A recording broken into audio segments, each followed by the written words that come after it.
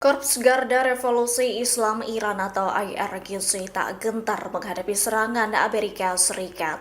IRGC menyebut pejuangnya mampu melanjutkan perang intensif melawan Amerika Serikat dan Israel sekira 6 bulan. Dilansir dari Tribunnews.com pada Minggu 8 Maret, pernyataan itu disampaikan juru bicara IRGC Ali Muhammad Naidi. Muhammad Naidi menegaskan IRGC menargetkan lebih dari 200 lokasi, diantaranya menyasar pangkalan dan fasilitas Amerika Serikat di kawasan. Hal senada disampaikan Iran dengan menekankan akan terus melanjutkan perlawanan. Iran menargetkan kedutaan dan misi diplomatik Amerika Serikat di negara-negara Teluk. Sebelumnya pada Sabtu 7 Maret, Presiden Amerika Serikat Donald Trump meminta Iran menyerah. Pihaknya menuduh Teheran sebagai pecundang Timur Tengah. Tuduhan itu disampaikan menyusul Presiden Iran Masoud Pezeshkian meminta maaf ke negara tetangga atas serangan yang diluncurkan selama perang dengan Israel dan Amerika Serikat. Bahkan Trump juga memperingatkan Iran akan dihantam serangan sangat keras pada Sabtu itu. Trump menyatakan Iran berambisi menguasai dan mengendalikan Timur Tengah. Rusia belakangan ini gahar ingin membackingi Iran melawan serangan Amerika Serikat dan Israel di Timur Tengah.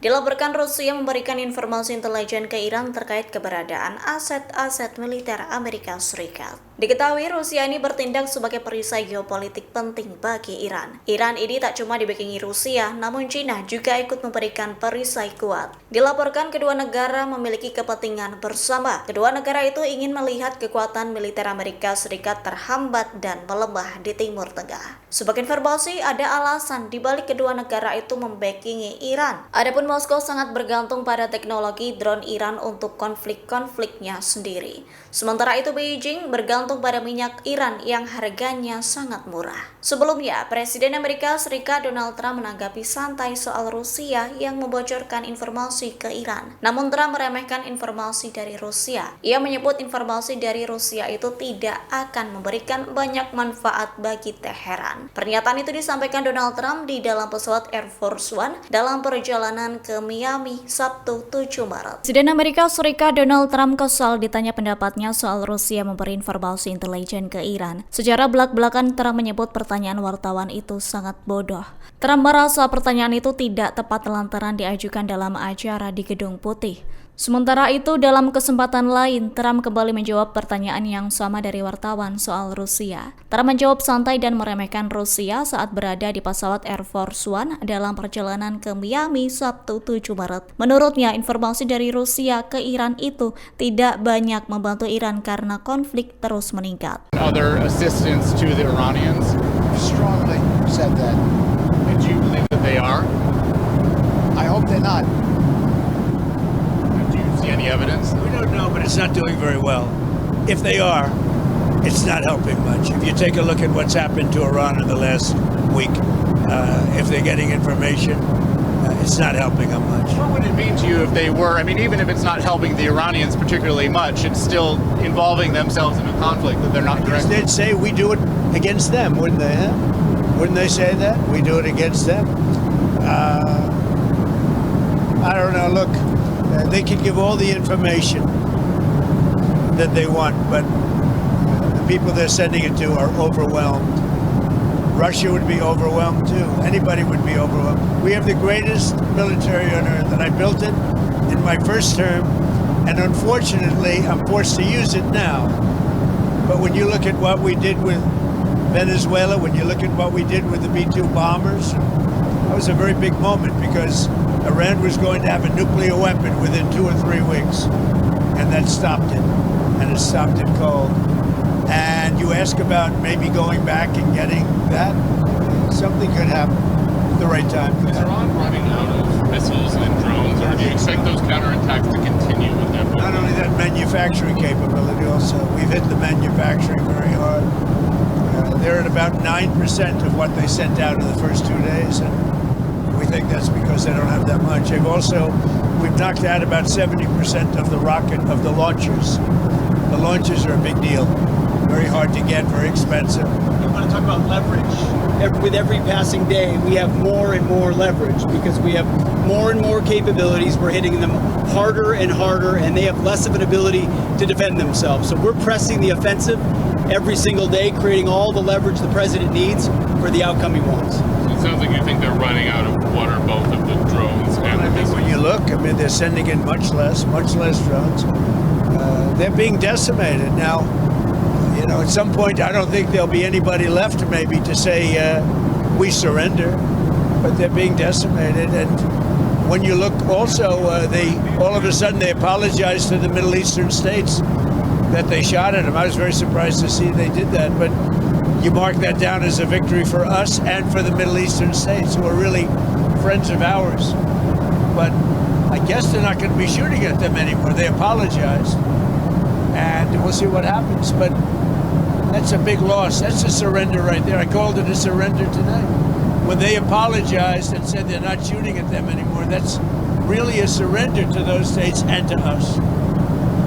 Okay, anything else? Some Iranians are concerned that the Kurds will carve out kind of an autonomous region as they did in Syria and Iraq. We're not looking to the Kurds going in.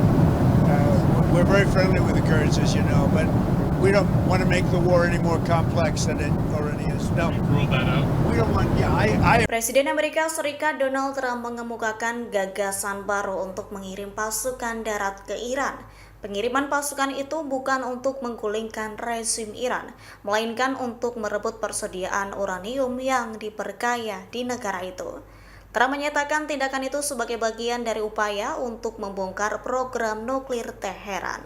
Pernyataan itu disampaikannya saat di dalam pesawat Air Force One pada Sabtu 7 Maret. Di dalam pesawat, Trump juga mengancam Iran akan meluncurkan serangan lebih keras lagi. up the strategic reserves. What are the circumstances where you'd send in ground troops? How are you thinking about that? I don't even want to talk about it now. I mean, that's.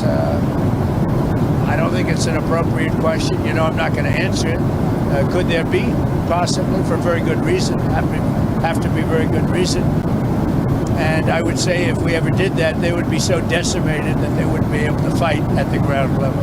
Are you thinking about the oil facility there? There's an oil facility kind of on the coast of Iran that could be secured by ground troops. There's been some speculation that could be a target. I don't know what the speculation is, but I certainly wouldn't be able to tell you that. I'd be in trouble with myself if I told you that. Mr. President, don't you need ground troops to secure the enriched uranium at the nuclear sites? We're going to find out about that. We haven't talked about it, but it was a total obliteration. They haven't been able to get to it, and at some point maybe we will. You know, that would be a great thing. But right now we're just decimating them. But we haven't gone after it. But it's something we could do later on. We wouldn't do it now. Maybe we'd do it later. You said you want to be involved in the selection of the next leader Yeah. of Iran. Can you talk to me Well, about because I that? don't want to just come back every 10 years, and mostly you'll have presidents, that won't do that because they don't get it. But we don't want to come back every 5 years or every 10 years and do this. So we want to pick a president that's not going to be leading their country into a war. Do you have any questions for Pete or Steve? Come on up. Are concerned that the Kurds will carve out kind of an autonomous region as they did in Syria and Iraq. We're not looking to the Kurds going in. We're very friendly with the Kurds, as you know, but we don't want to make the war any more complex than it already is. No, Rule that out. we don't want. Yeah, I have ruled it out. I don't want the Kurds going in. I don't want to see the Kurds get hurt, get killed. We've had a good relation. They're willing to go in, but I've told them I don't want them to go in. Do you think the map of Iran will look the same? The war is complicated enough without getting the Kurds involved. And do you think the map of Iran looks the same after this is all done? That I can't tell you. Probably not. Do you know if any shipping companies have taken the U.S. up on its offer of insurance to go through the Strait of Hormuz? We have it set up. We have a great insurance and reinsurance system, but I don't. Sorry, when you talk about When this ends, we're going to have a much safer world. You know that. So this is a minor excursion, but when this ends, we're going to have a much safer world, and we will have gotten rid of a lot of sick and demented people. The leadership. So we got rid of the one leadership, then we got rid of the second level of leadership. Now they're on their third or fourth level of leadership. And they have leaders right now that nobody even knows who they are. Thank you very much, everybody. Thank you. Volodymyr Zelensky mengaku siap membantu Arab Saudi untuk menghadapi ancaman serangan drone Iran yang meningkat di kawasan Teluk Kendati demikian, Zelensky menyebut bantuan itu tak cuma-cuma. Pemerintah Ukraina berharap mendapat imbalan atas bantuan militernya terhadap Arab Saudi.